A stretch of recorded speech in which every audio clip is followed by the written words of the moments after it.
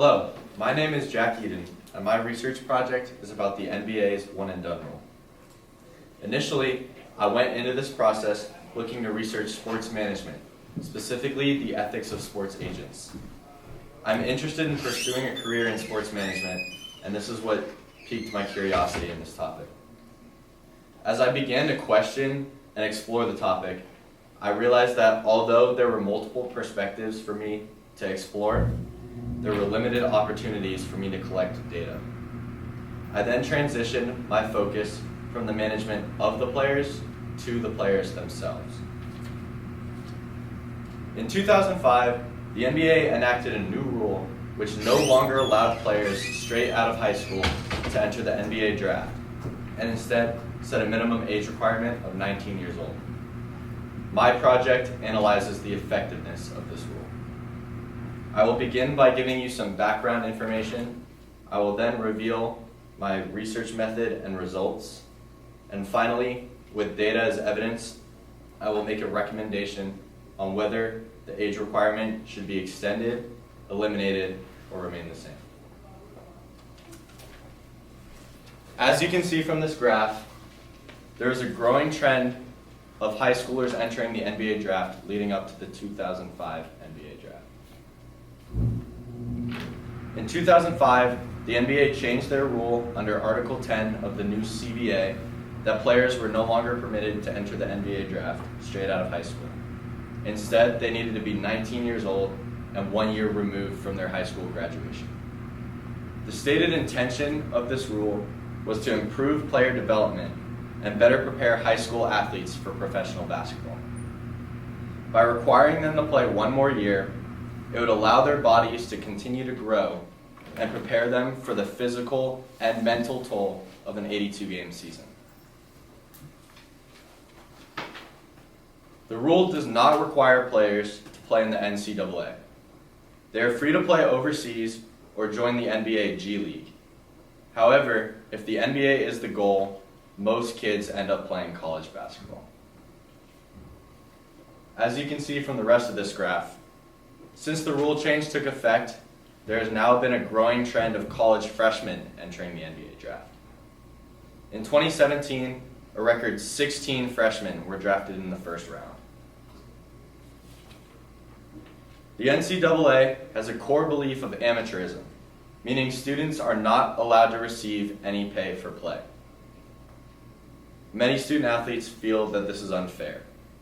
Ben Simmons, the former #1 overall draft pick, shined a light on NCAA athletics in the documentary One and Done. He said, "The NCAA is really effed up. Everybody's making money except the players. We're the ones waking up early as hell, and the players get nothing.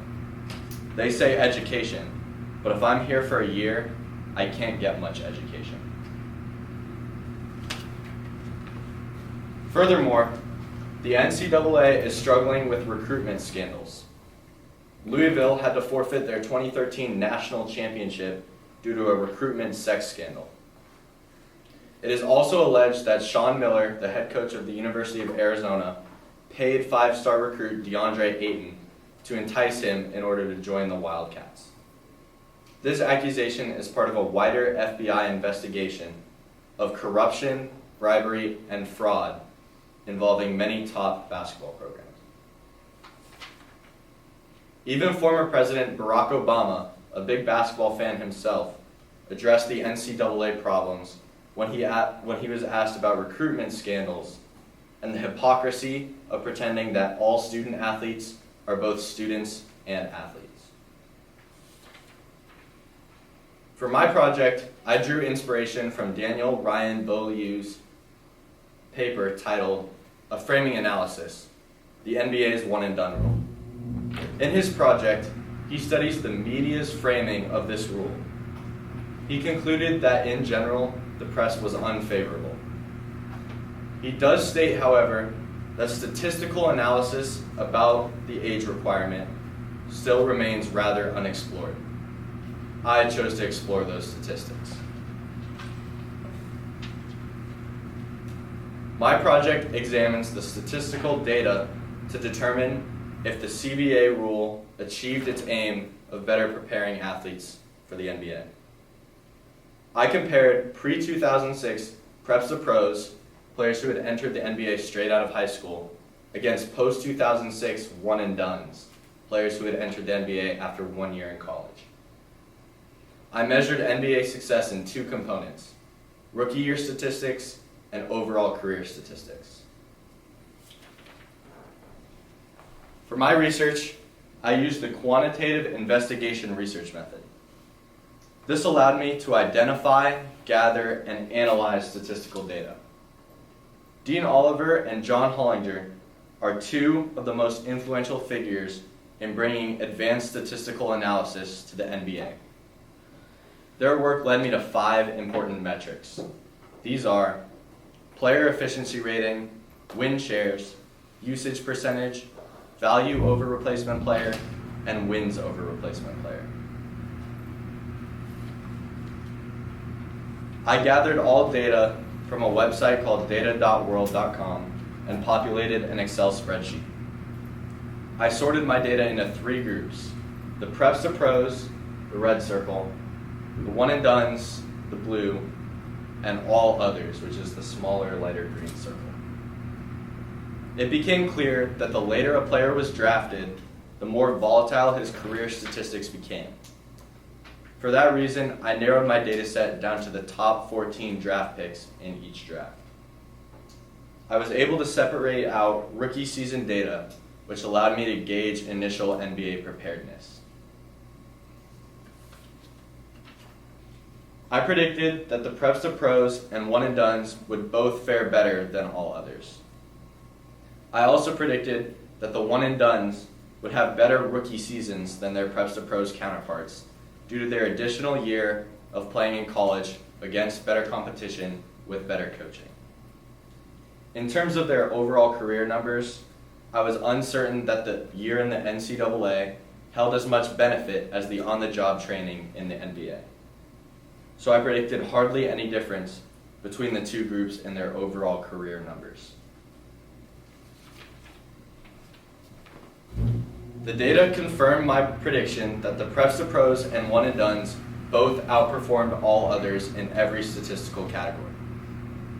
When I looked closer at the top 14 lottery picks, the one and dones had an advantage over their preps to pros counterparts in usage percentage. This, combined with very slightly higher efficiency ratings, could lead one to assume that the year in college did in fact better prepare them for the NBA.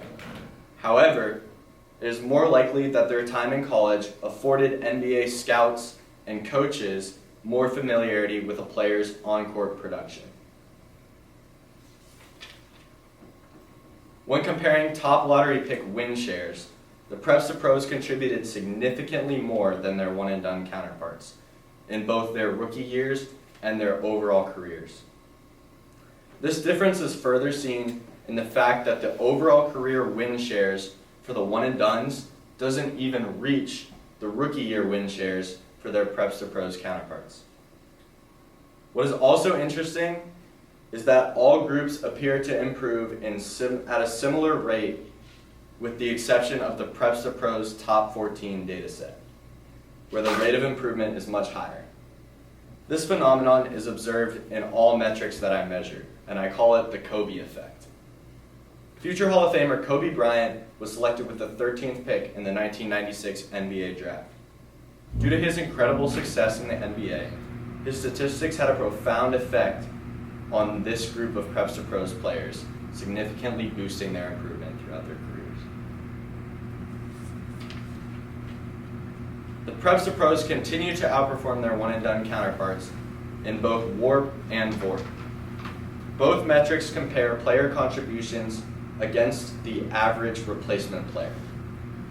In their rookie year, the top 5 preps to pros lottery picks double the WARP of their one and done counterparts. This difference is only magnified in VORP, with preps to pros now being deemed nearly 3 times as valuable as their one and done counterparts. With the one and dones trailing behind their preps to pros counterparts, by significant margins in 3 metrics and only leading them slightly in 2 other metrics, I do not believe that Article 10 is fulfilling its stated purpose. In the absence of overwhelming data that the one-and-dones benefited from their additional year in the NCAA, I do think that this rule should be revisited. I'm not advocating that all players should enter the NBA straight out of high school. I'm simply stating that restricting all players is unnecessary. The data does not support the need for players to be 1 year removed from high school or 19 years old in order to have success at the NBA level. The implications of eliminating the age minimum will be positive, especially for the NCAA. This rule will do a lot to fix their broken recruitment system. If these top players are eligible for the draft straight out of high school, instead of playing at college for a year, there may be less of a push for colleges to throw dirty money at these top recruits, and may even reduce some of the illicit recruitment tactics in college basketball. In addition, this will help those top recruits to not waste their time, like Ben Simmons said. Entering the NBA sooner will allow the top tier of athletes to bypass the exploitation of the NCAA while also gaining an additional year in their career earnings and to improve under NBA coaching. In terms of limitations, I've spoken about narrowing my data sets to the top 14 draft picks. Since the lower a player was drafted, the more volatile his career statistics became. In addition to statistical volatility, another limitation was the possible understatement of the one-and-done career numbers. Some of the players I evaluated have not yet completed their entire careers.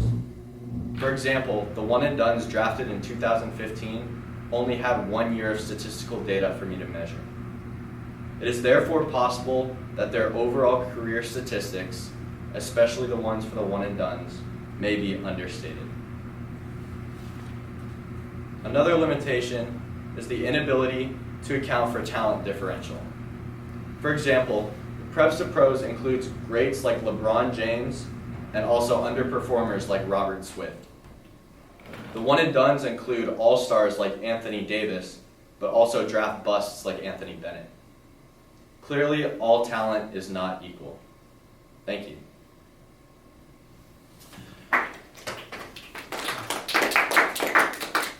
Thanks, Jack. I think we have a few questions for you. Yeah, Jack, so how did you evaluate the sources you collected to make sure they'd be credible, valid, and reliable? And which sources did you discard, if any, and why? So basically, throughout this process, I kind of just tried to grab everything I could get my hands on. And so that included everything like starting at ESPN with just articles there to other writers, and then to eventually research papers like Daniel Ryan Beaulieu's. I kind of built my study off of that. So as I went further, I kind of focused more on research papers, and with those authors being valid, I used more of their information. Jack, which of the various perspectives you explored was the most difficult for you to incorporate in your research inquiry, and why? Probably the all others data set, just because I initially set out in this process to determine whether the rule should stay or should go, and that was mainly, I focused then mainly on high school seniors who had been in the NBA, and then college freshmen who had entered the NBA. But I also read something later on that Adam Silver was also talking about extending the age requirement from 19 to 20 years old. So then I decided to include those, the all others being sophomores through seniors in college, and then to see if their numbers supported that stance, but they didn't because they fell behind in every category. So. Jack, what unanticipated turn did you encounter as your research progressed? And what were the reasons for this change in direction, and how did you modify your method? So like I said initially, I wanted to research something in sports management because that's the field that I want to go into.